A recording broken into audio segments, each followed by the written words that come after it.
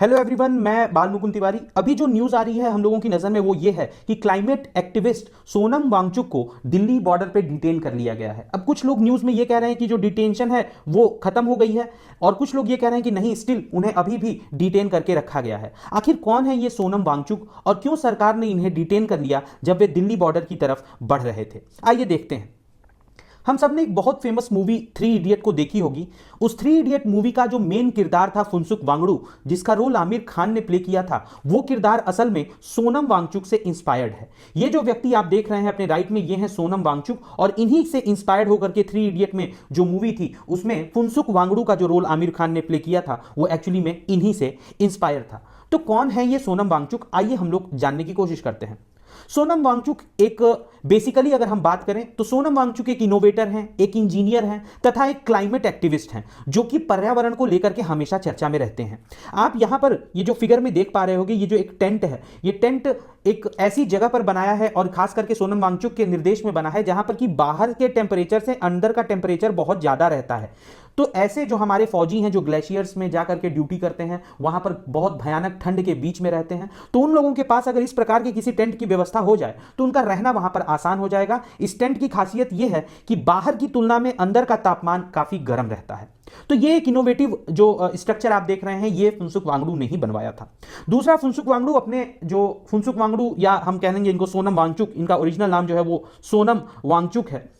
तो ये जो सोनम वांगचुक हैं, ये लद्दाख में अपना एक स्कूल भी चलाते हैं, और वहां पर चूंकि आज के समय में हमें पता है कि इंटरनेट का कितना योगदान है एजुकेशन के लिए, इस बात को समझते हुए ही सोनम वांगचुक ने अपने स्कूल में हाई स्पीड इंटरनेट प्रोवाइड करने के लिए लिडार टेक्निक का भी डेवलपमेंट किया था, जहां पर कि दूर कहीं माउंटेन के ऊपर लिडार के सेंसर्स लगा दिए जाते थे और वहां से रेस जो थी वो डायरेक्ट स्कूल पे आती थी, जिससे कि एक हाई स्पीड इंटरनेट कनेक्शन भी वहां बच्चों को मिलता था। तो ये इनका एक दूसरा इनोवेटिव स्टेप अगर हम देखें तो ये है।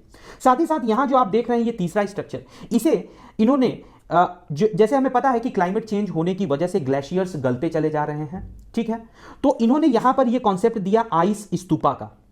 ये बेसिकली मैन मेड ग्लेशियर जो है, ये यहां पर फुनसुक वांगडू ने अपने निर्देश में यहां पर बनवाया था एक एक्सपेरिमेंट के थ्रू। यहां पर नीचे से आप देखोगे तो एक पाइप है, पाइप से पानी बाहर की तरफ निकलता है, और चूंकि टेम्परेचर बहुत ठंडा है यहां पे, तो इस वजह से यहां पर ये हमें ग्लेशियर जैसा बर्फ जमती हुई दिखती है। तो ये एक आर्टिफिशियल ग्लेशियर यानी कि मैन मेड ग्लेशियर बनाने में भी फुनसुक वांगडू का बड़ा रोल रहा है, सोनम वांगचुक का बड़ा रोल रहा है, ठीक है। तो ये जो सोनम वांगचुक हैं, इनकी जो इतनी ज्यादा जो कंट्रीब्यूशन है इन्वायरमेंट को लेकर के, हमारे फौजियों को लेकर के, या फिर पर्यावरण को लेकर के, तो इसलिए सोनम वांगचुक को अगर हम देखें तो सन 2018 में रेमन मैग्सेसे अवार्ड दिया गया था। वो क्यों? Because of his collaborative community driven reform of learning systems in remote northern India. Remote northern India मतलब मैं लद्दाख की बात यहां पर कर रहा हूं कि वहां पर इन्होंने क्या किया है, जो कोलैबोरेटिव कम्युनिटी ड्रिवन रिफॉर्म किया, इसकी वजह से वहां पर क्या हुआ, वहां के लद्दाखी यूथ जो था उसको काफी फायदा पहुंचा है। तो आखिर क्यों सोनम वांगचुक दिल्ली की तरफ मार्च कर रहे हैं, आइए जरा सा इसे भी हम देख लेते हैं। तो सोनम वांगचुक जो हैं, उनका मेन रीजन दिल्ली की तरफ मार्च करने का यह है कि वे चाहते हैं कि लद्दाख को भी 6th शेड्यूल स्टेट्स में शामिल कर लिया जाए। अगर हम बात करें तो अन्य राज्य जैसे कि अरुणाचल प्रदेश, सिक्किम, ये और साथ साथ लद्दाख के लोग भी ये डिमांड कर रहे हैं कि लद्दाख को इंडियन कॉन्स्टिट्यूशन के 6th शेड्यूल में शामिल कर लिया जाए। 6th शेड्यूल में शामिल करने से क्या होगा कि इन्हें ज्यादा ऑटोनॉमी मिल पाएगी, ठीक, जिसकी वजह से इन्होंने, सोनम वांगचुक ने दिल्ली की तरफ सरकार को घेरने के लिए, सरकार से यह डिमांड करने के लिए कि हमारे जो लद्दाख है उसको 6ठी शेड्यूल में शामिल किया जाए, ये दिल्ली की तरफ बढ़ रहे थे और दिल्ली बॉर्डर पर इन्हें डिटेन कर लिया गया है, ठीक। अब देखते हैं क्या कि what's the demand for the 6th schedule in Ladakh. भाई जरूरत क्या है 6th शेड्यूल में शामिल होने की?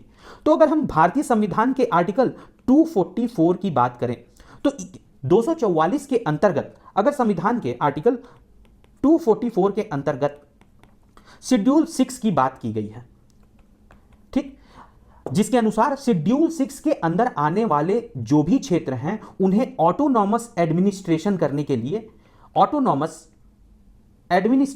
के लिए शक्ति प्रदान की जाएगी, जो कि ऑटोनॉमस डिस्ट्रिक्ट काउंसिल के रूप में हम देखते हैं, या जिस नाम से हम लोग उन्हें एडीसी, ऑटोनॉमस डिस्ट्रिक्ट काउंसिल के नाम से जानते हैं।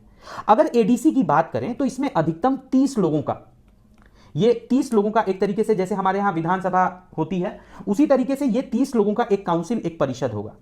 ये 30 लोग जो यहां इस काउंसिल के अंदर बैठेंगे, ये 30 लोग वहां के लोकल कानून, स्वास्थ्य संबंधी कानून यानी कि हेल्थ रिलेटेड लॉज जो हैं, ठीक, एजुकेशन से रिलेटेड, इस तरीके के जितने भी कानून हैं ये इस 30 लोगों के द्वारा वहां पर बनाए जाएंगे।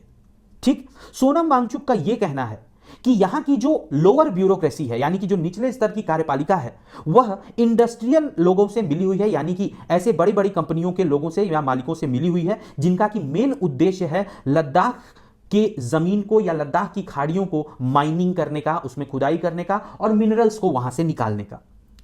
ठीक, इसलिए लद्दाख को ऑटोनॉमी की जरूरत है, स्वायत्तता की जरूरत है और ये सोनम वांगचुक जो हैं वो डिमांड कर रहे हैं कि इसलिए लद्दाख को शेड्यूल 6 के अंदर डाला जाए ताकि उनका अपना एडीसी बने, है ना, ऑटोनॉमस डिस्ट्रिक्ट काउंसिल, जिसका काम हो क्या, वहां की लोकल लॉज को बनाना, यानी कि वे अपना कानून खुद बनाना चाहते हैं। इसी डिमांड को लेकर के सोनम वांगचुक दिल्ली आ रहे थे, जिन्हों की 2 दिनों के लिए डिटेन कर लिया गया था और बाद में रिलीज कर दिया गया। हालांकि वे बहुत सारी मीडिया की खबरों से यह पता चल रहा है कि अभी भी उन्हें लद्दाख भवन में रेस्ट्रिक्ट करके रखा गया है। अब अदर रीजन क्या है कि लद्दाख के लोग क्यों प्रोटेस्ट कर रहे हैं, क्या ऐसा कारण है कि लद्दाख के लोग भारत की सरकार के सामने विरोध प्रदर्शन कर रहे हैं? तो मेन एक रीजन और जो है वो है पश्मीना शेफर्ड्स का, यानी कि हम सबको पता है पश्मीना जो शॉल होती है वह एक पर्टिकुलर प्रकार की बकरी या भेड़ कहिए जो कि हमें लद्दाख में पाने को देखने को मिलती है, पश्मीना शीप उसे कहा जाता है। यह पश्मीना जो चरवाहे, जो शेफर्ड्स जो इन भेड़ बकरियों को पालते हैं, उनका यह कहना है कि लद्दाख की ज्यादातर जमीन जहां पर की पश्मीना जो बकरियां थीं या और जो भेड़ बकरियां थीं उनको चरने के लिए जो चारागाह था, जो एरिया था जहां पर कि वो जाकर के चरा करते थे, वो ज्यादातर इंडस्ट्रियलिस्ट को दे दिया गया है, जिन्होंने क्या किया है, वहां पर उन जमीनों पर सोलर प्लांट लगा दिए हैं।